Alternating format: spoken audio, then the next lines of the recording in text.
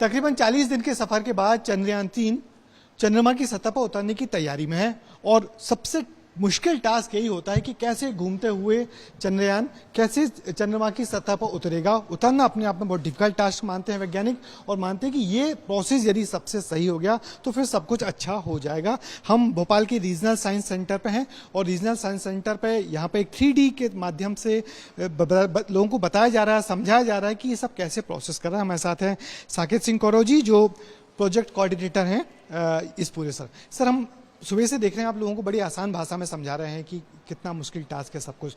अब सर हमको एक बार फिर से बताइए कि ये जो चंद्रमा की सतह पर माने ऑर्बिट में तो घूम रहा है मगर अब जब सतह पर उतरेगा तो कितना डिफिकल्ट होगा और कैसे उतरेगा? जी बहुत अच्छे सवाल आपने किया। पहले तो आपकी पूरी दर्शकों को मैं रीजनल साइंस सेंटर भोपाल की तरफ से स्वागत करता हूं। और अब देखिए कि ये मिशन कैसे होगा। अभी आप ये कंप्लीट असेंबली देख रहे हैं वर्तमान में आज के दिन में, तो ये दूर दूर है, आखिरी स्टेज में है, अपनी फाइनल ऑर्बिट में है लैंडर। तो अभी देखिए वो होता कैसे है। अभी आप देखेंगे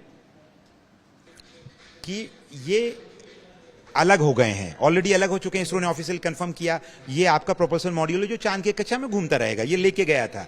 अब ये हमारा लैंडर है, विक्रम लैंडर। ये अब आगे देखेंगे कि जैसे कल गो होगा, इसरो ऑफिशियली इसको कमांड भेजेगा कि नाउ हमारा जो लैंडर है वो उतर सकता है। ये इस तरीके से चांद की सतह पे जाके कल वो उतरने वाला है। हूबहू ये एनिमेटेड वीडियो है इसरो का जो ये चीज को दर्शाता है कि कैसे ये चांद की सतह को छुएगा। और छूते ही अब देखिए इसमें किसने शॉक एब्जॉर्बर की जैसी फीलिंग भी दिखाई गई है। इसमें सेंसर्स भी बदले गए हैं, बेहतर चंद्रयान-2 से जो अनुभव मिला। और भी टेक्नोलॉजी में जिसको रोबस्ट कह रहे हैं वो कि इंजीनियरिंग एल्गोरिथम बदल दी गई हैं, सेंसर्स, थ्रस्टर की तरीके 5 में से 4। उसके बाद आप देख रहे हैं कि कैसे रोवर बाहर आ रहा है।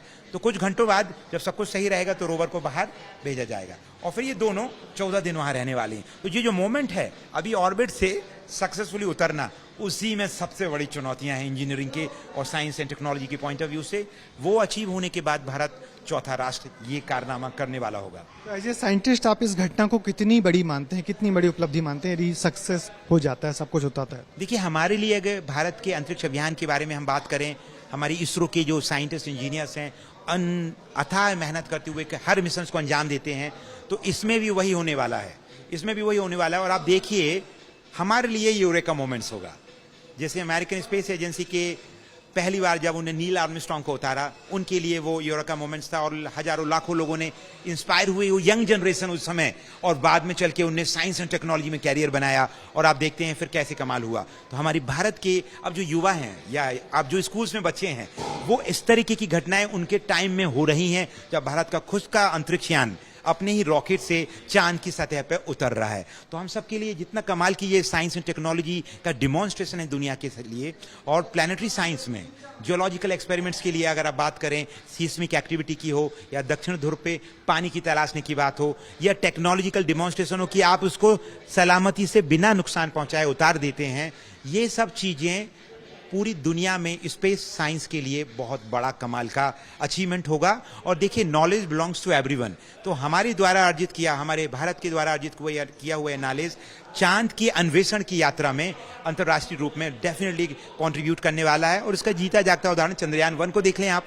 जब भेजा गया तो पहली बार में पहुंच गए ऑर्बिट में, फिर उनने चांद पे पानी होने के संकेत भी दिए, जिसके कारण पूरी दुनिया का इंटरेस्ट दोबारा रिन्यूड हो गया। रिन्यूड यानी दोबारा लोगों ने कहा भाई अब पानी अगर भारी मात्रा में अगर मिलता है, किसी भी आइस की फॉर्म में मिले, बर्फ जैसे जमी हो या मिट्टी के अंदर हो चांद की, तो आने वाले भविष्य में जो चांद के बाहर चांद के पार चलो, आपने गाना सुना होगा कि आने वाले समय में जो अंतरिक्ष यात्राएं होना है कि मून को एज अ मैटर स्टेबल हम प्लेटफॉर्म बनाएंगे और वहां पे कंपनीज माइनिंग करेंगी, स्पेसपोर्ट होगा, रॉकेट के फ्यूल तैयार होगा, वहां से अंतरिक्ष आगे की यात्राएं होंगी। तो चांद इसलिए पूरी दुनिया के लिए बहुत इंपॉर्टेंट है। और उनमें से दक्षिण पोल तो भाई सबसे बड़ा अभी हमारा centre talk of the town बन चुका है।